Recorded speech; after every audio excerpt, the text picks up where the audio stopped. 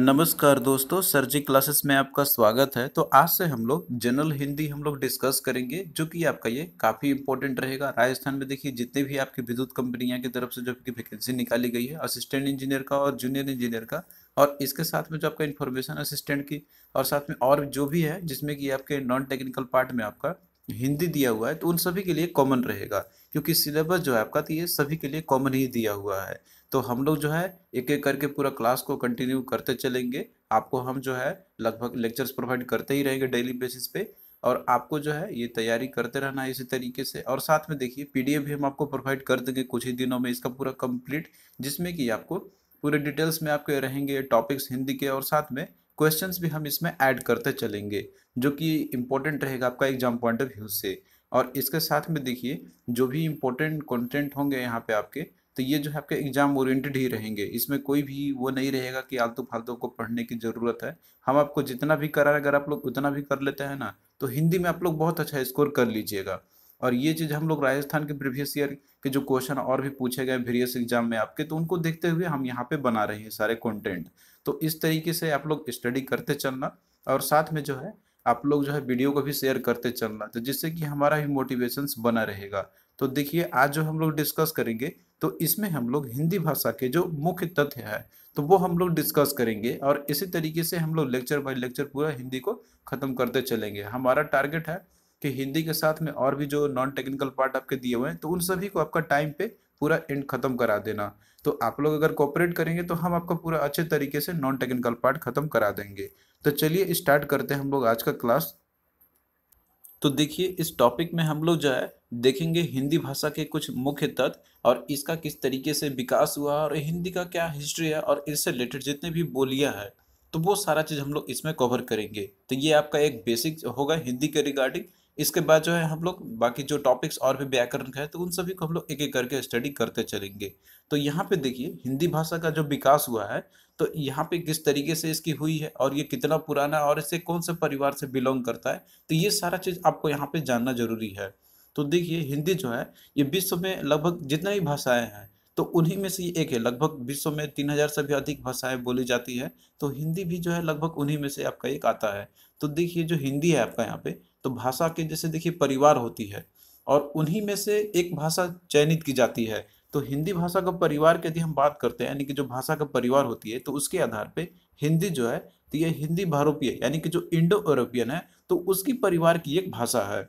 तो इस तरीके से यदि हम बात करते हैं जैसे इंडिया में, क्योंकि हम लोग यहाँ पे जितने भी बोलियां बोलते हैं हम लोग, तो वो कहीं ना कहीं उनका जो है एक अपनी भाषा परिवार होती है। तो भारत में अगर हम बात करते हैं यहाँ पे, तो वो ऐसे 4 प्रकार के भाषा परिवार मिलते हैं यहाँ पे। और भाषा परिवार के आधार पे जो है उसमें कितने आबादी कितने प्रतिशत जो है इस यानी कि जो पर्टिकुलरली जो भाषा का ग्रुप है परिवार है, तो उससे कितना लोग बोलते हैं, तो ये चीज यहाँ पे लिस्ट में आपका दिया हुआ है परसेंटेज बेसिस पे। तो आप यहाँ पे देख सकते हैं जो भारतीय जो भाषा परिवार आपका है, तो भारत में बोलने वालों की जो प्रतिशत है यहाँ पे, तो वह है 73%। तो इसी के अंदर में आपका हिंदी आता है, और हिंदी आप जानते हैं कि लगभग इंडिया के हर एक पार्ट में लगभग बोली जाती है। खासकर नॉर्थ इंडिया की हम बात करें तो हर जगह पे हिंदी ही बोली जाती है। तो आप इसी से अंदाजा लगा सकते हैं कि जो भारतीय भाषा परिवार जो है, तो इसमें भारत में इसके बोले जाने का प्रतिशत आपका है दैट इज 73% है, यानी कि 73% है। फिर इसके अलावा और भी जो भाषा परिवार है यहाँ पे इंडिया में, खासकर जो यहाँ पे प्रचलित है, तो वो है आपका द्रविडियन भाषा परिवार। इसके अलावा ऑस्ट्रिक है, और चौथा आपका यहाँ पे है चीनी तिब्बती है। तो इसमें आपका सबसे ज्यादा किसका है, तो भारतीय का है 73%। उसके बाद आपका द्रविड़ का है, तो जिसका 25% है। ऑस्ट्रिक का है 1.3% केवल आपका, और चीनी तिब्बती भाषा परिवार जो है, तो इसके केवल 0.7% ही है। तो आप इसके आधार पे आप देख सकते हैं यहाँ पे कि भारत में जो बोलने वाले जो लोग हैं यहाँ पे, तो उसके प्रतिशत के आधार पे जो है भारतीय परिवार यानी कि जो इंडो यूरोपियन आपका है, तो ये जो है सबसे बड़ा भाषा परिवार है। ये तो आपका जैसे बेसिक इंट्रोडक्शन हो गया हिंदी के रिगार्डिंग, कि जैसे ये कौन से भाषा परिवार से बिलोंग करते हैं हिंदी, तो ये आपका हो जाएगा हिंदी कि कौन सा आपका है दैट इज भारतीय भाषा, यानी कि इंडो यूरोपियन परिवार की एक भाषा है, जो कि आपका मोस्ट इंपॉर्टेंट क्वेश्चन है, बहुत बार एग्जाम में ये पूछा गया हुआ है। अब यहाँ पे देखिए हम लोग देखेंगे कि जैसे हिंदी जो हम लोग बोलते हैं, लेकिन ये ओरिजिनेशन कैसे हुआ है इसका, तो ये एक क्रम है इसका, यानी कि जितने भी भाषा जो होती है ना, तो वो कहीं ना कहीं उसका एक सोर्स होता है, यानी कि जहाँ से जहाँ से उनकी विकास हुई होती है। तो आगे हम यहाँ पे देखते हैं कि जैसे हिंदी का अगर हम देखते हैं कि इसका जो जननी है, यानी कि जहाँ से इसकी शुरुआत हुई है, तो वो संस्कृत है। और इसका विकास क्रम किस क्रम में हुआ है, तो आप यहाँ पे देख सकते हैं, यानी कि इसी से ही आगे बढ़ते बढ़ते हम लोग जो हिंदी बोलते हुए आए हैं हम लोग। तो इसकी हम मान यहाँ पे हम मान सकते हैं कि हिंदी और साथ में जो आदि जननी जितने भी भाषा आप कहें, तो उन सभी का जो है जननी कौन सा आपका है, संस्कृत भाषा है। तो यहाँ पे विकास क्रम देख सकते हैं, सबसे पहले संस्कृत आया, इसके बाद पाली भाषा हुआ, उसके बाद प्राकृत हुआ, फिर अपभ्रंश है, उसके बाद अवहट है, फिर प्राचीन हिंदी, और उसके बाद फिर प्रारंभिक हिंदी आपका हो गया। तो इस तरीके से आप देख सकते हैं, ये आपका सीरीज में है कि किस तरीके से जो हिंदी का विकास हुआ है, विकास क्रम आपका दिया हुआ है। तो इन सभी का जो जननी कौन सा आपका हो जाएगा, तो दैट इज संस्कृत। ये आपका चाहे किसी का ही पूछ दे, पाली का या फिर प्राकृत का, अपभ्रंश का, तो इन सभी का जननी कौन सा है, संस्कृत है। और हिंदी का भी जो जननी कौन सा है, तो वो है आपका संस्कृत। तो आप यहाँ पे देख सकते हैं कि जैसे संस्कृत, इसके अलावा जैसे पाली प्राकृत भाषा से ही होती हुई जो है अपभ्रंश तक ये पहुंचा हुआ है आपका यहाँ पे। फिर अपभ्रंश से आपका अवहट है, अवहट से गुजरती हुई प्राचीन, और फिर प्रारंभिक हिंदी का रूप ये ले लेती है। अब यहाँ पे आप एक तरीके से बोल सकते हैं कि जैसे कि हिंदी भाषा के इतिहास का जो आरंभ हुआ है आपका, तो ये अपभ्रंश ही इसका माना जाता है। भले संस्कृत से इसका जननी है, लेकिन इसका जो इतिहास के यदि आरंभ की बात की जाए, तो वो है आपका अपभ्रंश से। तो ये अपभ्रंश क्या होता है, ये हम लोग लेटर ऑन में डिस्कस करेंगे हम लोग। अब यहाँ पे देखिए दोस्तों, हम लोग जो भी टॉपिक पढ़ते चलेंगे, तो साथ में क्वेश्चन भी डिस्कस करते चलेंगे हम लोग, जिससे कि आपका जो है टॉपिक पे बहुत ही अच्छा पकड़ हो जाए। क्वेश्चन के थ्रू आपका जो है और अच्छे समझ में आपको आएगा। तो यहाँ पे देखिए, जैसे क्वेश्चन आपका पूछा गया था कि हिंदी किस भाषा परिवार की भाषा है। तो हिंदी जो है किस भाषा परिवार की एक भाषा है, तो ये हमने आपको बताया था कि ये जो है बहुरूपीय भाषा के परिवार की एक भाषा है, यानी कि इंडो यूरोपियन का है। तो इसका राइट आंसर क्या आपका हो जाएगा, ऑप्शन ए आपका हो जाएगा यहाँ पे। फिर उसके बाद देखिए अगला आपका दिया हुआ है इसमें कि भारत में सर्वाधिक बोले जाने वाली भाषा कौन सी है। तो भारत में कौन सा सबसे ज्यादा भाषा बोलते हैं लोग, यहाँ पे जैसे दिया हुआ है हिंदी, संस्कृत, तमिल, उर्दू। तो इसका राइट आंसर क्या हो जाएगा आपका यहाँ पे, option A, that is Hindi. और हिंदी किसका आता है, तो ये जो आपका किस भाषा परिवार से बिलोंग करता है, तो ये बहुरूपीय। तो इसमें अब आपने देखा था कि 73% जो लोग हैं यहाँ पे, प्रतिशत जो लोग हैं, वो जो है इसी भाषा परिवार से बिलोंग करते हैं, जिसमें कि हिंदी आपका आता है। तो सर्वाधिक बोली कौन से बोली जाती है, मतलब कौन सी भाषा यहाँ पे है, तो वो है हिंदी आपका। फिर उसके बाद देखिए यहाँ पे दिया हुआ है हिंदी की आदि जननी कौन सी है। तो हिंदी की आदि जननी कौन सी है, तो हमने आपको बताया था कि जो हिंदी का जो विकास क्रम हुआ है, तो वो संस्कृत से पाली, पाली से प्राकृत, प्राकृत से अपभ्रंश, अपभ्रंश से अवहट, और उसके बाद प्राचीन और प्रारंभिक हिंदी। तो यह है इसका विकास क्रम। तो इसका जो जननी हो जाएगा, तो वो आपका संस्कृत भाषा हो जाएगा। तो इसका राइट आंसर क्या आपका हो जाएगा यहाँ पे, ऑप्शन ए, तो संस्कृत। तो आप लोग इस क्रम को भी याद रखना, इस क्रम से भी आपसे पूछ दिया जाता है कि सही क्रम में आप सजाइए, जिस तरीके से विकास हुआ है हिंदी का, तो आपको इसी क्रम में है याद रखनी है। अब आइए हम लोग यहाँ पे जो है अपभ्रंश के बारे में डिस्कस करते हैं। तो जैसे कि हमने आपको बताया था कि हिंदी का देखिए, इसका जो जैसे कि माना जाता है कि इतिहास में ये जो ओरिजिनेशन हुआ, तो वो अपभ्रंश से, इसके बाद से ही, मतलब जो इसकी आगे आई हुई है। तो हम लोग इसके बारे में डिस्कस करेंगे। तो देखिए, जो अपभ्रंश भाषा का जो विकास हुआ है, तो ये 500 ईसा पूर्व से लेकर 1000 ईसा पूर्व के मध्य में ये हुआ है। और इसमें से जो भी साहित्य का जो आरंभ हुआ था, तो ये 8वीं सदी से हुई है, यानी कि 8वीं सदी से जो है इसमें लिखते हुए जो भी साहित्य आए हैं अभी तक के, तो वो सब इसी भाषा में लिखते हुए आए हुए, तो वो 8वीं सदी से इसकी आरंभ हुई है। अब यहाँ पे देखिए, इसका बोला जाता है कि जो कवि है, यानी कि जो कवि इस भाषा को लिखते हुए आ रहे थे, तो वो है स्वयंभू कवि है। और इन्हीं से बोला जाता है कि फिर जो है अपभ्रंश भाषा का विकास हुआ है। तो ये जो है आपका 13वीं सदी तक ये जारी रहा था अपभ्रंश का विकास। तो अपभ्रंश का देखिए, इसका शाब्दिक अर्थ हो जाए यहाँ पे, अगर आप इसको तोड़ के अगर आप इसको स्टडी करते हैं, तो अप प्लस भ्रंश, तो इसका देखिए शाब्दिक अर्थ ये माना जाए यहाँ पे, तो इसका मतलब होता है कि पतन होना। लेकिन यहाँ पे अपभ्रंश में जैसे साहित्य के जो भी इसके रहते हैं यहाँ पे आपके, तो ये प्राकृत भाषा से विकसित भाषा की इसका ही साहित्य इसके बहुत सारे होते हुए आए हैं। तो यहाँ पे आपको इतना इसके बारे में वो नहीं जानना है। यहाँ पे बेसिकली ये दिया हुआ था कि जो हिंदी जैसे बोले थे, आधुनिक में जो विकास हुआ आपका, तो वो अपभ्रंश ही हुई है इसकी। और यहाँ पे जैसे एक क्वेश्चन आपसे पूछा जा सकता है कि जो अपभ्रंश भाषा जो आपका है, जिसके प्रमुख रचनाकार कौन सा है, तो वो है इसके स्वयंभू। तो ये है आपका दिया हुआ मेन रहता है, पूछा था क्वेश्चन आपसे, तो ये आप लोग याद रखना। और इसके साथ में अपभ्रंश का जैसे और भी है, जैसे कि आपका वाल्मीकि हो गए, तो इन्होंने जैसे लिखा था पौ चरित्र, तो इसका मतलब होता है कि दैट इज राम काव्य। इसके अलावा धनपाल भी है, पुष्यदंत भी है, तो इनका एक लिखा हुआ है महापुराण। और इसके बाद आपका है जसरत चरित्र है आपका। तो ये जो है आपके दिए हुए हैं, मेनली जो लिखे गए हैं रचनाकार जो कि अपभ्रंश भाषा में दिए गए हैं आपके। तो आपको बस इसमें इतना ही याद रखना है। अब यहाँ पे देखिए, हिंदी जैसे कि आप जानते हैं कि ये बहुत सारे स्टेट की राजभाषा भी है, और इसे जो है एक कॉन्स्टिट्यूशनल में संवैधानिक शब्द भी ऐड किया गया हुआ है हिंदी का। तो इसका किस तरीके से विकास हुआ यहाँ पे, तो ये हम लोग देखेंगे। तो देखिए, राजभाषा जैसे हम यहाँ पे हमने आपको यहाँ पे बताया हुआ है कि ये राजभाषा है। तो राजभाषा का मतलब होता है कि राजकाज की भाषा, यानी कि जो राज जो भी होती है, जो भी काम काज हो जो होते हैं वहाँ पे, तो उसकी कोई ना कोई एक भाषा होती है। तो उसी को बोलते हैं हम लोग राजभाषा। तो कोई भी भाषा जैसे मान लीजिए देश के राजकीय कार्यों के लिए प्रयुक्त होती है, तो उसे हम लोग राजभाषा बोलते हैं हम लोग। तो राजभाषा जैसे कि आपका एक संवैधानिक शब्द आपका हो गया, और संवैधानिक शब्द यानी कि जो संविधान में जिसे जगह दी जाती है इसको। तो इस तरीके से देखिए, जो हिंदी को है 14 सितंबर 1949 ईस्वी में जो है इसे संवैधानिक रूप से राजभाषा के रूप में इसे घोषित किया गया था। तो इसी दिन को जो है हम लोग मनाते हैं हिंदी दिवस के रूप में। तो 14 सितंबर को आप जानते हैं कि हर साल हम लोग मनाते हैं 14 जो कि आपका 14 सितंबर है, तो हम लोग मनाते हैं हिंदी दिवस, क्योंकि इसी दिन जो है इसे ऐड किया गया था संविधान में। तो आई होप कि ये चीज़ आपको क्लियर हो गया होगा। हिंदी दिवस हम लोग कब मनाते हैं, तो 14 सितंबर को मनाते हैं हम लोग। अब देखिए यहाँ पे जो है हम लोग जैसे भाषा जो होते हैं, और उसके साथ में और भी बहुत सारे भाषा होते हैं उसके अंदर में, तो उनको हम लोग जैसे बोलते हैं उपभाषाएं बोलते हैं, और साथ में बोलियां बहुत सारे होती है। क्योंकि देखिए हमारा जो इंडिया है, हमारा जो देश है, तो हम लोग यहाँ पे एक नहीं बहुत से तरीके के भाषा हम लोग बोलते हैं। तो अब यहाँ पे देखिए, बोली क्या होती है, उपभाषाएं क्या होती है, तो इनमें थोड़ा थोड़ा डिफरेंस है।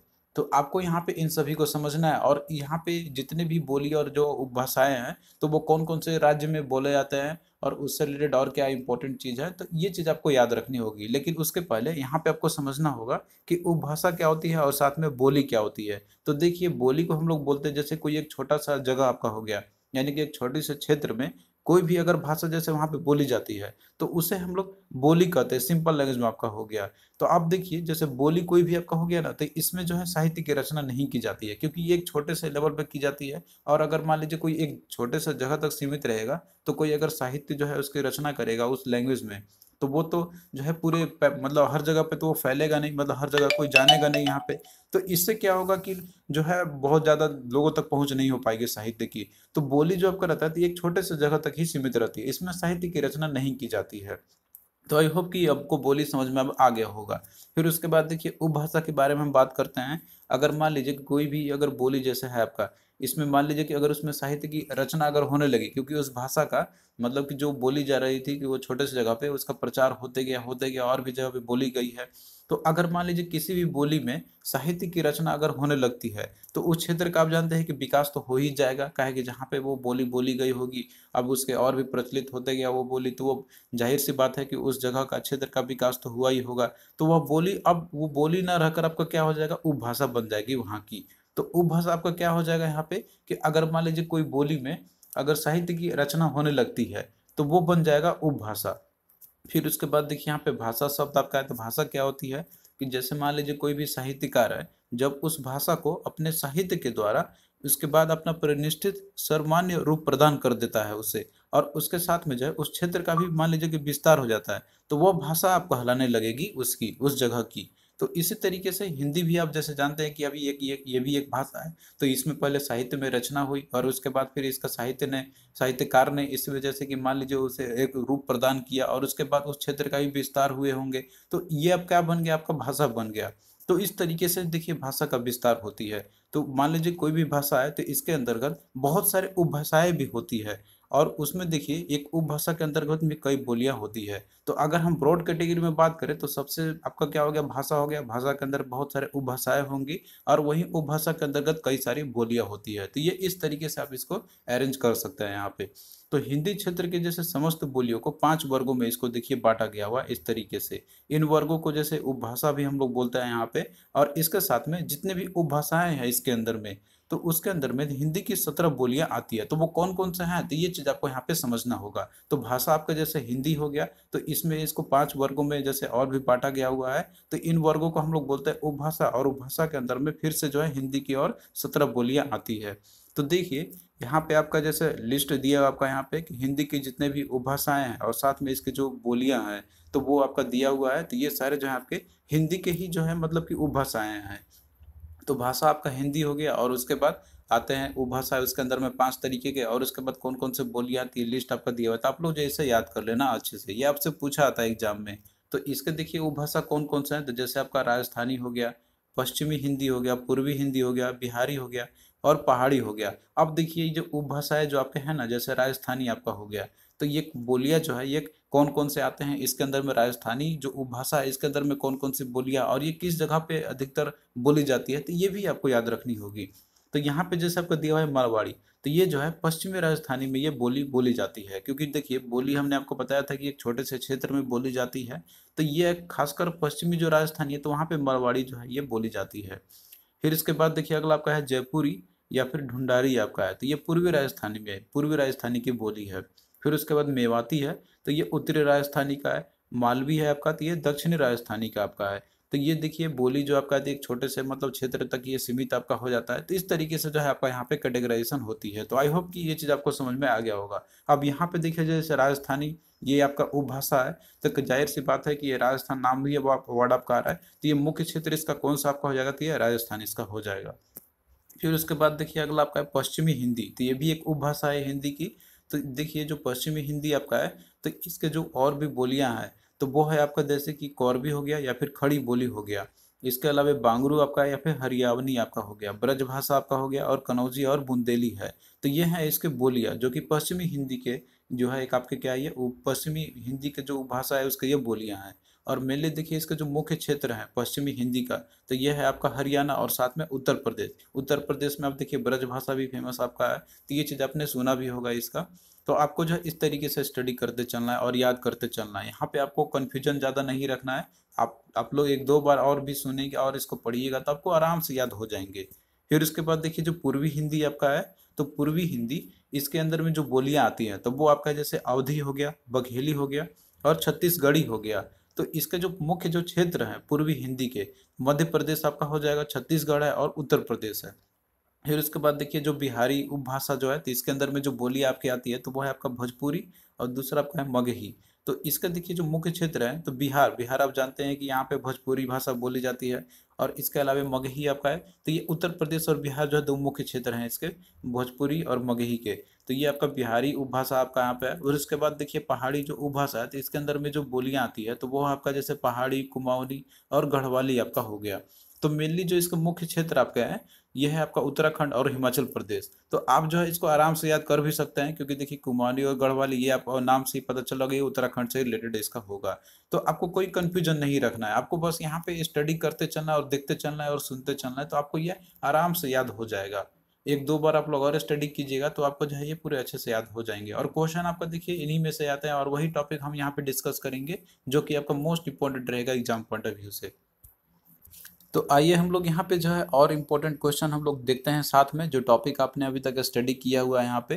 तो क्वेश्चन देखिए आपका यहाँ पे है कि हिंदी भाषा का जन्म हुआ है। तो हिंदी भाषा का जन्म जो है तो किससे हुआ है, तो इसमें देखिए दिया आपका यहाँ पे अपभ्रंश से, लौकिक संस्कृत से, पाली प्राकृत से, और वैदिक संस्कृत से। तो देखिए जो हिंदी भाषा है, तो इसका जैसे जननी तो वो संस्कृत तो है ही, लेकिन इसका जो जैसे जन्म जो हुआ है, मतलब कि बोलते हैं ना हम लोग कि यहीं से इसका विस्तार हुआ है, तो वो है आपका अपभ्रंश भाषा है।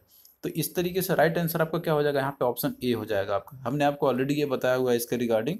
फिर उसके बाद देखिए अगला क्वेश्चन आपका है कि निम्नलिखित में से कौन सी बोली अथवा भाषा जो है हिंदी के अंतर्गत नहीं आती। तो इनमें से बताने कौन सा बोली जो है आपका या भाषा जो हिंदी के अंतर्गत नहीं आती। तो हमने आपको वहाँ पे लिस्ट दिया हुआ है सभी जो उपभाषाएं हिंदी के हैं, और साथ में जो बोली बोली जाती है उसमें से, तो वो कौन कौन सा लिस्ट आपने देखा होगा, तो आप लोग आराम से इस क्वेश्चन को कर सकते हैं। इसमें देखिए दिया आपका यहाँ पे कनौजी, बांगरू, अवधी और तेलुगु। तो इसमें से देखिए कनौजी, बांगरू और अवधी, तो ये तो जो है सभी बोली जो है हिंदी के अंतर्गत ही आती हैं सारे के सारे, लेकिन तेलुगु जो आपका तो ये नहीं आता है। तो राइट आंसर क्या आपका हो जाएगा, ऑप्शन डी, जो कि आपका ये हिंदी भाषा के अंतर्गत ये नहीं आती है। फिर उसके बाद देखिए आपका अगला क्वेश्चन यहाँ पे दिया हुआ है कि ब्रज भाषा है।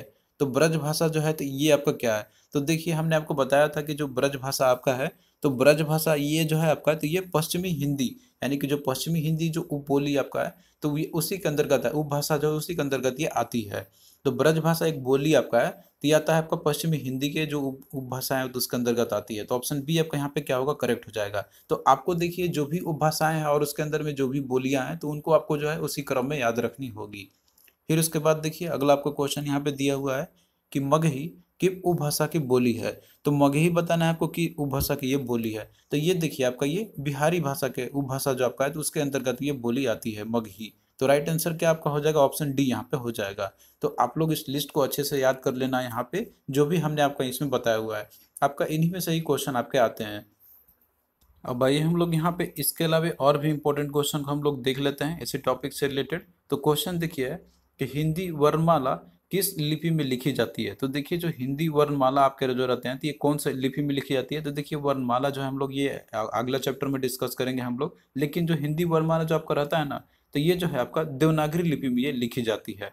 तो राइट आंसर इसका क्या आपका हो जाएगा, यहाँ पे ऑप्शन सी आपका हो जाएगा। और इसके अलावा देखिए यहाँ पे और भी जो आपका दिया हुआ है, जैसे कि आपका इसमें दिया हुआ है गुरुमुखी दिया हुआ है। तो गुरुमुखी देखिए ये आपका जैसे कि पंजाबी का है, आपका यहाँ पे है, यानी कि पंजाबी का है। और उसके बाद फिर आपका जैसे इसमें खरोष्टी आपका दिया हुआ है और साथ में ब्राह्मी आपका दिया हुआ है। तो ये जो है प्राचीन लिपियां हैं।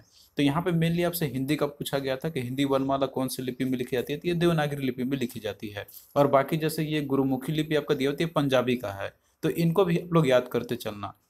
फिर अगला देखिए क्वेश्चन आपका है कि हिंदी की कौन सी बोली जो है उत्तर प्रदेश एवं बिहार दो प्रांतों में बोली जाती है। तो हिंदी का वो कौन सा जो बोली आपका है जो उपभाषा के अंदर में आती है आपका यहाँ पे, तो ये जो है बिहार और यानी कि जो उत्तर प्रदेश इन दो प्रांतों में बोली जाती है। तो इसका देखिए आपका हो जाएगा भोजपुरी। तो हमने आपको बताया था कि भोजपुरी जो है तो ये आपका जैसे कि मेनली आपका बिहार और उत्तर प्रदेश में ये दो जगहों पे ये बोली जाती है, इन दो प्रांतों में बोली जाती है। तो ऑप्शन डी आपका यहाँ पे देखिए इसका राइट आंसर आपका हो जाएगा। और इसके अलावा देखिए यहाँ पे दिया आपका ब्रज भाषा है। तो ब्रज भाषा जो होती है आपका उत्तर प्रदेश मेनली मथुरा में बोली जाती है इसकी। और उसके बाद देखिए यहाँ पे हरियाणी आपका दिया हुआ है। तो ये जो है आपका हरियाणा में बोला जाता है। और इसके अलावा यहाँ पे कनौजी जो आपका दिया हुआ है ये उत्तर प्रदेश के कनौज जिले में, माने कनौज जो क्षेत्र है तो वहाँ पे ये बोली जाती है।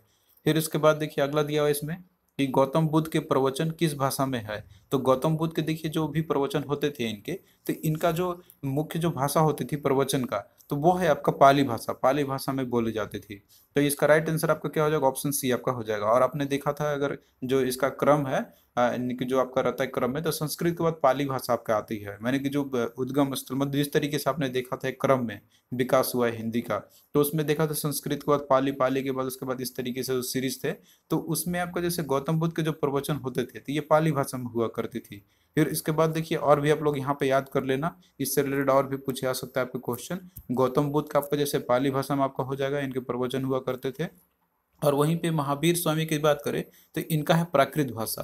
तो ये आप लोग याद रखना यहाँ पे। और बाकी जो वैदिक काल के जो प्रवचन जो होते थे तो वहाँ पे संस्कृत वैदिक का मतलब कि वहाँ पे भाषा हुआ करती थी। तो इन सारे पॉइंट को भी आप लोग याद करते चलना। जो भी हम आपको यहाँ पे बता रहे हैं तो ये सारे एग्जाम पॉइंट ऑफ व्यू से आपके बहुत ही इंपॉर्टेंट है। और ये सारे जो आपके कहीं ना कहीं एग्जाम में पूछे ही गए हुए हैं वेरियस एग्जाम्स में।